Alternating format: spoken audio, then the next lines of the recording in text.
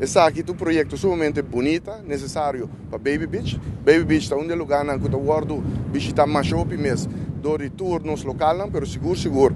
Door de parte grande de nos turistas e door de renovação e beautification aqui. Está sendo mais prático para parquear auto, mas também está sendo mais atrativo para os visitantes e os habitantes de Aruba. Essa aqui é uma parte de todo o projeto com o nosso ministro de turismo da Papelije.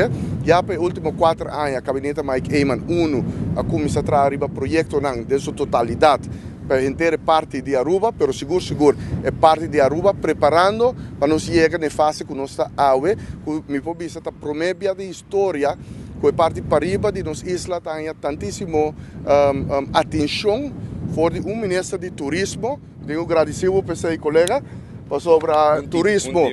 É um tempo, mas turismo é o pilar econômico mais grande de Aruba e é necessário, se você desenvolver parte para de nossa isla, que você possa ter atenção de nosso ministro de turismo para dedicar fundo, mas também projeto e atenção para parte para de nossa isla. Diretamente, seguro, de parte aqui de Baby Beach, que seguro, da demanda de meu colega, não sei se é junto, mas esta é a pessoa que está treque, que tem plano aqui, trabalhar para turistas por bem aqui riba, preparando a parte para riba de nossa isla para realmente por van up e flow grande que também de turismo, de turistas que também. O futuro de San Nicolás é brilhante, está hobby positivo e nós seguimos na direção aqui, se aquilo contribui grandemente também na parte econômica do país Aruba em geral, mas especificamente da parte para riba de nossa isla. Então, é job, very good job, colleague. De maneira sempre.